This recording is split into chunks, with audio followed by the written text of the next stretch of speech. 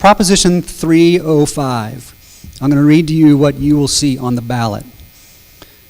The law would expand eligibility for education empowerment scholarship accounts to increase the number of eligible students enrolled in kindergarten through 12th grade, with greater funding provided for low-income students.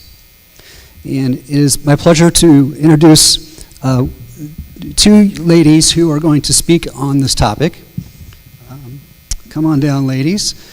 Sally Henry, representing Yes for AZ, Yes for Ed AZ, and Allison Porter with Save Our Schools. In the format for these proposition discussions we'll give each position 2 minutes to introduce themselves, their organizations, and their position, and then we'll again, of course, solicit questions from you, the audience. So with that, we'll start with you, Allison. Okay. Good morning. My name is Allison Porter. I'm with Save Our Schools Arizona. We are a grassroots organization that has been working on this issue related to what has now become Proposition 305 for over a year. It is a referendum.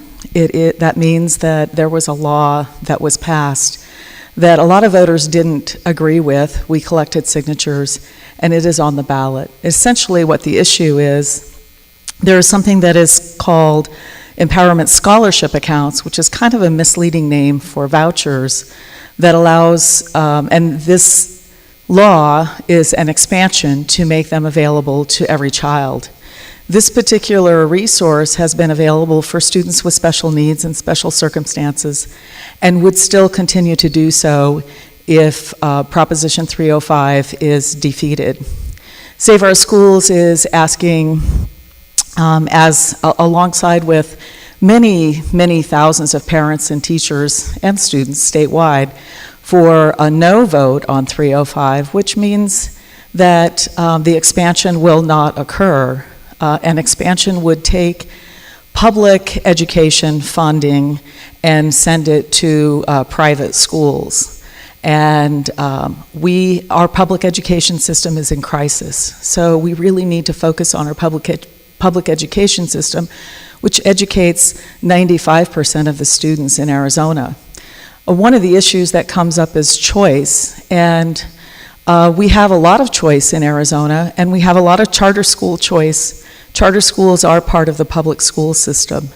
So the opposition is, the reason that we're opposing it is we just are not at a time where we can transfer funds for our public school system to private system. Thank you, Allison. Sally? Thank you, and thank you for having me, and thank you for being here. The Yes for Ed AZ group is a grassroots group that just started just recently over the summer, and our focus is to promote a yes vote for Proposition 305, and the reason being is this. We feel that, yes, there are lots of educational choices here in Arizona. Arizona is #1 for school choice, but we also believe that there should be more choices.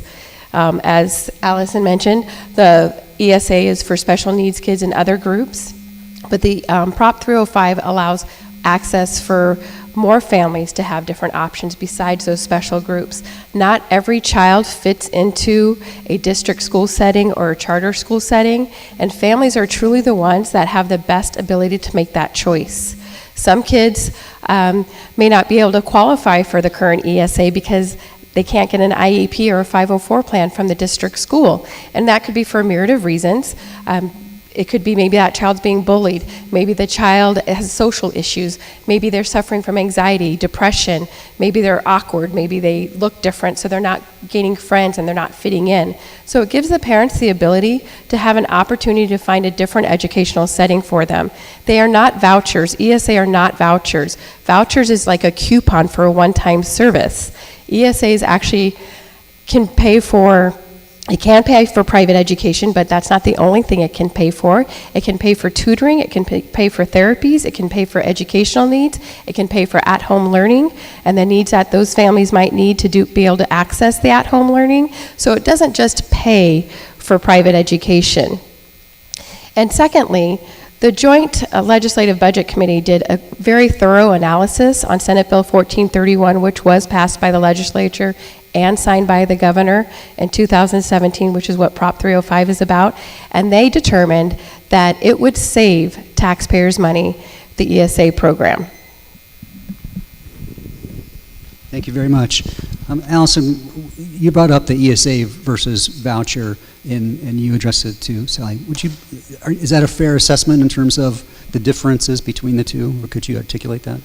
Yeah, an empowerment scholarship account is a way that our legislature found, because vouchers are, specifically vouchers were found illegal in terms of money going directly to from the state to a business or a school or an organization. So the Empowerment Scholarship Account provides the parent with basically a debit card. And what it does is that money comes out of our public education funding, and it reduces the amount of education funding that goes to every other school throughout the state. Sometimes in rural areas, that makes even less funding available in the general education fund. But the empowerment scholarship accounts are basically a debit card that parent can use, and that is a way that has been found to address the direct spending from the state to an organization. So that's why some people do refer to it as vouchers, because it accomplishes the same goal. Sal, you mentioned that the tax obligation for Arizonans would potentially go down. Correct. And yet intuitively, if you're taking money from a public school and giving it to a private school as one potential use, I have my hard time wrapping my arms around that. Could you further explain the tax implications and Sure. funding? So if the funding for an ESA is 90% of the state funding, so it's not 100% of the money that the state would send to that particular school based on student number. So the public school system, whether it be a charter school or district school, gets funding from the state per student. So if the student is not in the classroom, then why should the state be paying for the student to be there? So essentially, the parents do get the debit card. They have to, it's very, very clear on what kind of resources that they can use that funding for. They have to turn in quarterly reports with every receipt. Some of it is private education, but some of them it's for therapy or tutoring. But the state saves money because they're not having to pay for that child to be in the public school system. The public schools still get to keep all the district funding that comes in, which is through our property taxes, and any federal funding that's coming in to help those district schools that is not student-based. So essentially the state is saving money because they're not having to pay for that child to be educated. The parents are creating that burden. They're able to utilize the ESA to help with the financial burden, but there may be even more burdens upon that the family is choosing to pay for. So it does save the state money because the state is not having to pay for a child to be in the public school system. We have open enrollment in the state. So if a child in Maricopa chooses to go to a Chandler or a Kyrene school, the money's not getting paid to the Maricopa school district. It's going to the child that's either in the Kyrene or Chandler district. So either way, that money's following the child. And an ESA just allows the money to follow the child. So the parents can find the best education for that child. And it may not be the public school, it may not be the charter school. And currently, right now, there's only about 5,000 students on ESA. There's over 200,000 students that actually qualify for the current ESA program, and only 5,000 students are using it. If families are happy where they're at, and they're getting the services that they need where they're at, then there's no reason for them to leave. Thank you. Allison, anything to add to that? Yeah, I mean, one of the problems is that the money that can come out of the public school system. I mean, for example, in the Phoenix area, where there are lots of other choices and services that are available to parents and students, more money could be taken out of a classroom. I had a 5th grade teacher say to me, if 10 students out of my 35 are given these ESAs, that takes a lot of money out of the district, basically more than what she's being paid, partly because teachers' salaries are so low. And what happens to the other 25 students that were in her class? Because now the school no longer has the money to pay for her student. You know, it is a very small number of parents that are choosing to use the ESAs, and the concern is that the expansion would allow parents that really don't have the need, that basically it helps them cover the costs, that they certainly can choose to do. It is 4% of the families that are getting the ESAs that are lower income. It really is something that helps them have higher income, who have the means to subsidize whatever else they want for their child. And 95% of the children are in our public school system. That's where we need to keep the funding. Thank you. Can I add to that? Sure. So I'm not sure where you get the 4% of the current families that are on ESAs or low income, because when they apply for ESA, they don't have to include any income information. So I'm not exactly sure where you're able to gather that statistic, because income factors are is not even part of the ESA application process. And in regards to the higher income earners, if higher income earners were not happy with where they're at, they have the financial means to do something different. ESAs are for families that do not have the ability to have different choices because they financially cannot afford it. And the ESAs only allow for 0.5% of the population, the student population in public schools, to get an ESA. That's 0.5%, and so there's no way 10 students from one school, from one classroom could leave, because that's way over 0.5%. And that 0.5% is spread out throughout the state of Arizona. So you're really talking about, over time, if Prop 305 passes, you're really talking about only about 2.5% of the student population in public schools being able to access ESAs. And that's very small in the scope of things. So would you clarify, there is or there is not a household income requirement? There is not a household income requirement. It's not even part of the ESA application process. So if for those high income earners, then they can use that for the same purpose if there's not. Sure, they could, but the high income earners, if they want to choose something different, they're already doing that. I don't think the ESAs are going to make a difference, to be quite honest. Okay, but just to clarify for my own, so they could take a high-income earner could take a child out of a public school, send them to a private school, or leave a kid in a private school if they're already paying private school education, and could they use that ESA money for that tuition? No, the private school students that are currently enrolled in private school cannot qualify for an ESA. They have to be 100 days in a public/charter school in order to qualify for an ESA. If my son was going from 8th grade into freshman year in high school, I wanted to send that to a private high school, I could use that money. For the first year, yes, you could. Okay. Do you have any questions from the audience? We have a question from Linda James. This will be our last question. Thank you for taking another question from me. My concern about any educational standard, public versus private, charter, whatever, is that the accountability standards are not met, as far as I've been able to determine, in public or charter schools.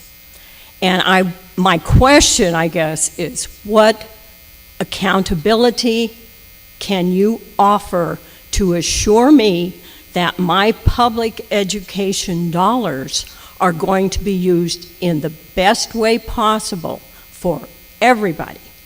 Thank you. Well, for one thing, there is accountability from us in the community when it is a public school. There is a school board that we can go to and we can voice our concerns. We can have an impact on. One of the big challenges long-term of moving in the direction like this is that private schools don't have boards. You do not have a way to demand any accountability. You do not have a way, right now, technically, by the law, a child with special needs, the public schools are required to meet those needs, ESA or no ESA. So children are protected within the public school system. They are not protected when they move out of the public school system. When they accept an ESA, then everything changes for that child. And the fact that that such a small number of people are choosing to use ESAs, as Sally said, it is an indication that most people are okay within the public school system. The other thing about public schools, not as much charter schools, but the actual public school systems, there are a lot of laws and protections for every parent and every child. And we don't need to move in a direction where we don't have that. We need every child in Arizona to have a good quality education. Well, I'm not sure how ESA gets equated to private schools all the time, but private schools do have accountability to their families. If they were not providing the education that the families desired and meeting the needs of the families, and the families weren't seeing that their kids were being educated, they'd leave. So they do have accountability to provide an educational, usually a higher standard of education to families. When it comes to the issue of accountability, current ESA families do have a huge accountability in reporting and the money they're used. They're given a debit card, an ESA debit card. They're given it every quarter, it's loaded with money, but they have to provide receipts every quarter for everything they did. And they cannot use therapists that aren't approved, are qualified. They can't use tutoring services that aren't qualified. They have to provide receipts. If they spend some money on something they shouldn't have, they have to pay it back. If they don't pay it back, they get cut off. Prop 305 actually also provides more accountability to the Arizona Department of Education to provide reports on the kind of spending that ESA is doing, like what categories are of the students is it being spent on, what categories is the funding going to. The Prop 305 also allows for soliciting public comment and making sure that if they make any changes to the program that they receive public comment first. It also allows for a review council. So there is a lot of accountability put in to this Prop 305. And I know plenty of ESA parents that aren't going to private school. They're choosing to do at-home learning because it's what works best for their child. So to equate ESA with private schools, Sally, I think is incorrect. We really, really appreciate both of you guys investing your time to come to Maricopa and talk with us about this issue. If your schedule permits, we'd love to have you stick around for a few minutes. We've got a brief lunch break, and you can also answer questions from the audience members in that capacity. Thank you.